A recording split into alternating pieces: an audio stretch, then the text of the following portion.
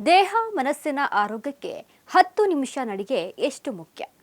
ಹೌದು, ಹಲವು ಜನರು ಊಟದ ನಂತರ ನೇರವಾಗಿ ಮಲಗುತ್ತಾರೆ. ಆದರೆ ಗ್ಯಾಸ್ಟ್ರೋಎಂಟೆರಾಲಜಿಸ್ಟ್ ಪ್ರಕಾರ ಊಟದ ನಂತರ ಸ್ವಲ್ಪ ನಡೆಯುವುದು ಆರೋಗ್ಯಕ್ಕೆ ಬಹಳ ಒಳ್ಳೆಯದಂತೆ. ಈ ಸರಳ ಅಭ್ಯಾಸವು ಜೀರ್ಣಕ್ರಿಯೆಯನ್ನು ಸುಧಾರಿಸುವುದಲ್ಲದೆ ರಕ್ತದಲ್ಲಿನ ಸಕ್ಕರೆ ಮಟ್ಟವನ್ನು ನಿಯಂತ್ರಿಸಲು ಸಹಾಯ ಮಾಡುತ್ತದೆ ಮತ್ತು ಕರುಳಿನ ಆರೋಗ್ಯವನ್ನು ಬೆಂಬಲಿಸುತ್ತದೆ. ಊಟದ ನಂತರ 10 ನಿಮಿಷಗಳ ನಡಿಗೆಯು ಉತ್ತಮ ಆರೋಗ್ಯಕ್ಕಾಗಿ ಅಳವಡಿಸಿಕೊಳ್ಳಲು ಬಹಳ ಮುಖ್ಯ. ಸರಳ ಅಭ್ಯಾಸಗಳಲ್ಲಿ ಒಂದಾಗಿದೆ. ಈ ಹಗುರವಾದ ದೈಹಿಕ ಚಟುವಟಿಕೆಯು ಜೀರ್ಣಾಂಗ ವ್ಯವಸ್ಥೆಯನ್ನು ಉತ್ತೇಜಿಸುವ ಮೂಲಕ ಮತ್ತು ಉಬ್ಬುವುದು, ಆಮ್ಲೀಯತೆ ಮತ್ತು ಅಜೀರ್ಣತೆಯಂತಹ ಸಾಮಾನ್ಯ ಸಮಸ್ಯೆಗಳನ್ನು ಕಡಿಮೆ ಮಾಡುತ್ತದೆ ಹಾಗೂ ದೇಹವು ಆಹಾರವನ್ನು ಹೆಚ್ಚು ಪರಿಣಾಮಕಾರಿಯಾಗಿ ಜೀರ್ಣಿಸಿಕೊಳ್ಳಲು ಸಹಾಯ ಮಾಡುತ್ತದೆ. ಜೊತೆಗೆ ನಿಮ್ಮ ಸ್ನಾಯುಗಳು ಗ್ಲೂಕೋಸ್ ಅನ್ನು ಹೆಚ್ಚು ಪರಿಣಾಮಕಾರಿಯಾಗಿ ಬಳಸಲು ಅನುವು ಮಾಡಿಕೊಡುತ್ತದೆ. ಇದು ಮಧುಮೇಹ ಇರುವವರಿಗೆ ವಿಶೇಷವಾಗಿ ಪ್ರಯೋಜನಕಾರಿಯಾಗಿದೆ.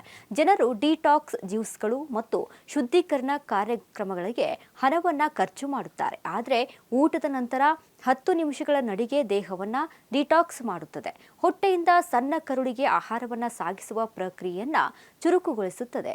10 ನಿಮಿಷಗಳ ನಡಿಗೆಯಿಂದಾಗಿ ಆಹಾರವು ಹೊಟ್ಟೆಯಲ್ಲೇ ಹೆಚ್ಚು ಹೊತ್ತು ಕುಳಿತುಕೊಳ್ಳುವ ಬದಲು ಸುಲಭವಾಗಿ ಚಲಿಸಲು ಸಹಾಯ ಮಾಡುತ್ತದೆಯಂತೆ.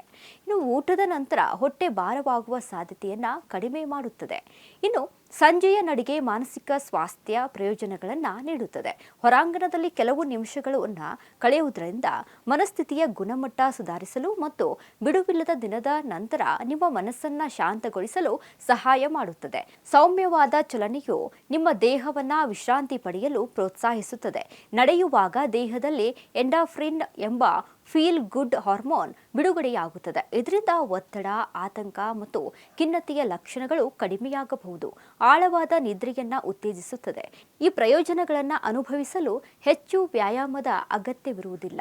ಸಕಾರಾತ್ಮಕ ಪರಿಣಾಮ ಬೀರಲು ಮಧ್ಯಮ ವೇಗದಲ್ಲಿ 10 ನಿಮಿಷಗಳ ಆರಾಮದಾಯಕ ನಡಿಗೆ ಸಾಕು. ಈ ಸರಳ ಅಭ್ಯಾಸವನ್ನು ದೈನಂದಿನ ದಿನಚರಿಯ ಭಾಗವನ್ನಾಗಿ ಮಾಡಿಕೊಳ್ಳುವ ಮೂಲಕ ಜೀರ್ಣಕ್ರಿಯೆ, ಹೃದಯದ ಆರೋಗ್ಯ, ಶಕ್ತಿಯ ಮಟ್ಟ ಸುಧಾರಿಸುತ್ತದೆ. ಅದೇ ರೀತಿ ನಡಿಗೆಯಿಂದ ಕ್ಯಾಲೋರಿಗಳು ಕರಗುತ್ತವೆ. ನಿಯಮಿತವಾಗಿ ನಡೆದು ಆರೋಗ್ಯಕರ ಆಹಾರ ಕ್ರಮವನ್ನು ಅನುಸರಿಸಿದರೆ ತೂಕವನ್ನು ನಿಯಂತ್ರಣದಲ್ಲಿ ಇಡಬಹುದು. ನಿಯಮಿತ ನಡಿಗೆ ಕಾಲುಗಳ ಸ್ನಾಯುಗಳನ್ನು ಗಟ್ಟಿಗೊಳಿಸುವುದರ ಜೊತೆಗೆ ಎಲುಬಿನ ಆರೋಗ್ಯಕ್ಕೂ ಸಹಕಾರಿಯಾಗಿದೆ. ಪ್ರತಿದಿನ ನಡೆಯುವ ಅಭ್ಯಾಸದಿಂದ ದೇಹದ ರೋಗ ನಿರೋಧಕ ಶಕ್ತಿ ಉತ್ತಮಗೊಂಡು ಸಾಮಾನ್ಯ ಸೋಂಕುಗಳ ಅಪಾಯ ಕಡಿಮೆಯಾಗಬಹುದು. ಮೆದುಳಿಗೆ ಉತ್ತಮ ರಕ್ತ ಸಂಚಾರವಾಗುವುದರಿಂದ ಏಕಾಗ್ರತೆ, ನೆನಪಿನ ಶಕ್ತಿ ಮತ್ತು ಚಿಂತನಾ ಸಾಮರ್ಥ್ಯ ಹೆಚ್ಚಾಗಬಹುದು. ನಡಿಗೆಯನ್ನು ಇನ್ನಷ್ಟು ಪರಿಣಾಮಕಾರಿಯಾಗಿ ಮಾಡಲು ಕೆಲವು ಮಾರ್ಗಗಳನ್ನು ಅನುಸರಿಸಬಹುದಾಗಿದೆ.